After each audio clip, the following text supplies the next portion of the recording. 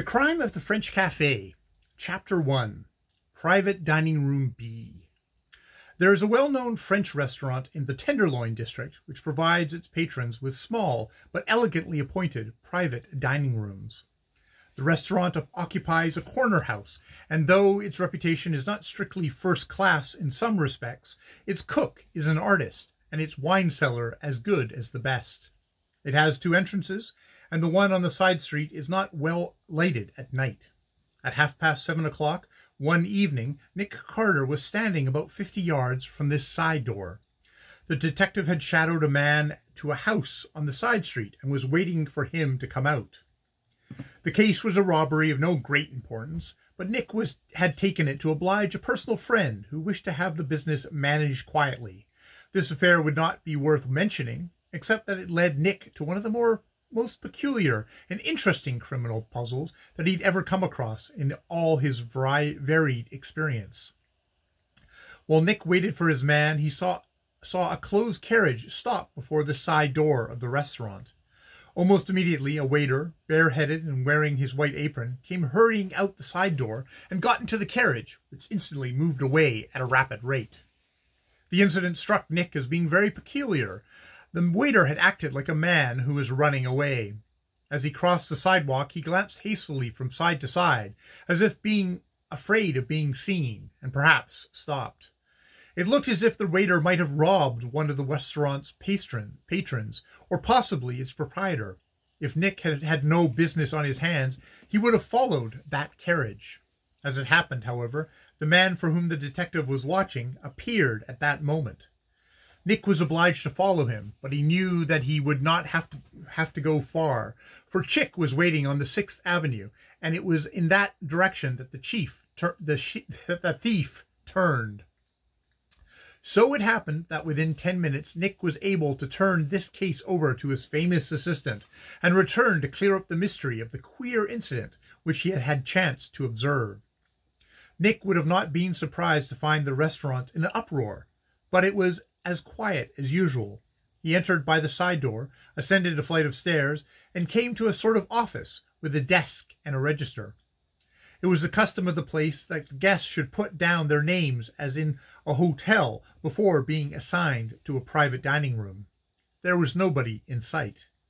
The hall led towards the front of the building, and there were 3 rooms on the side of it towards the street. All the doors were open, and the rooms were empty. Nick glanced into these rooms and then turned towards the desk. As he did so, he saw a waiter coming down the stairs from the floor above. This man was known by the name of Gaspard. He was the head waiter, and he was on duty in the lower hall.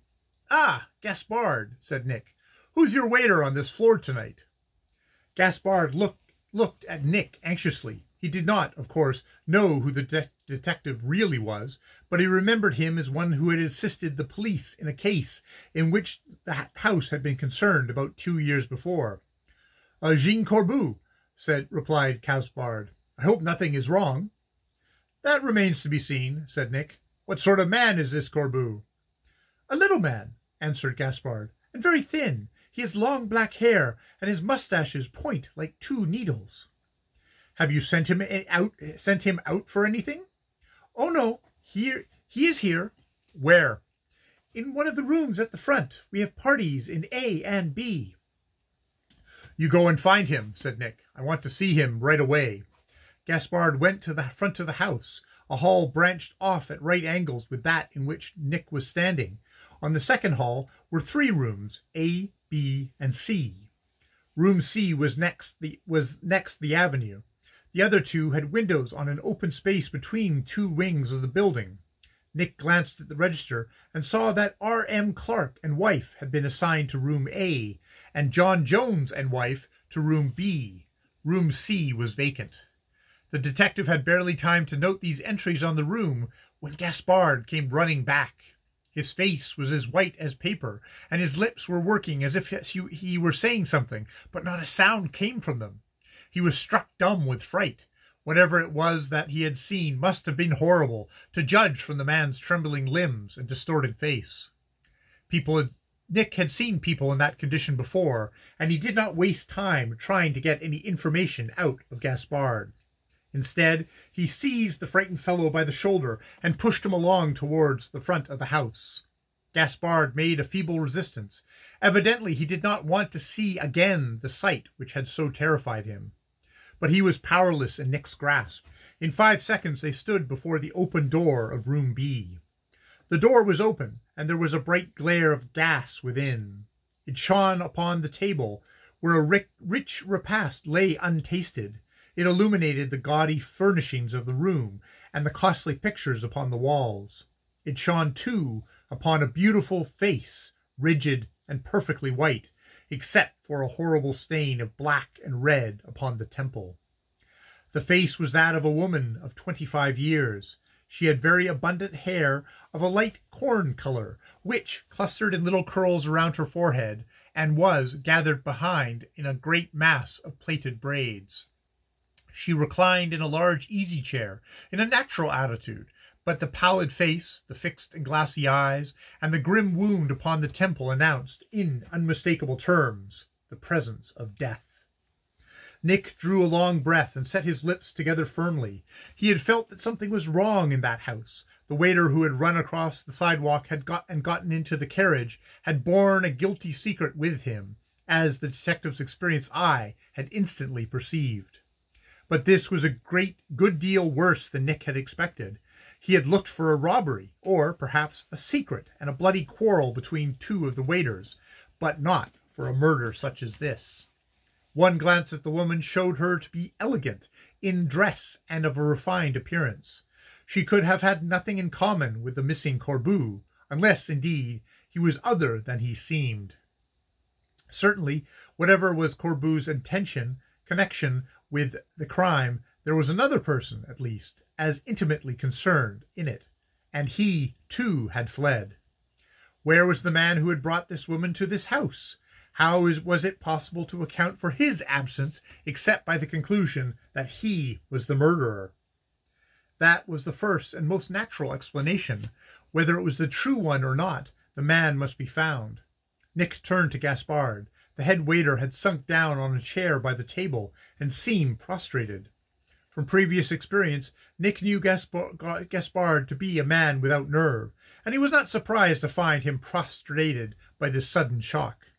There was a bottle of champagne standing in ice beside the table. The detective opened it and made Gaspard drink a glass of the sparkling liquor. It put a little heart into the man, and he was able to answer questions. Nick, meanwhile, closed the door of the room. Apparently the tragedy was known only to Gaspard and himself, and to the guilty authors of it. "Did you see this woman when she came in?" asked Nick. "No." "Who showed her and the man with her to this room?" "Corbu." "Who waited on them?" "Corbu." "Who waited on the people in room A?" "Corbu." "They are gone, I suppose?" "Yes, I looked in there before I came in here." "Did you see any of these people?" "I saw the 2 men." "How did that happen?"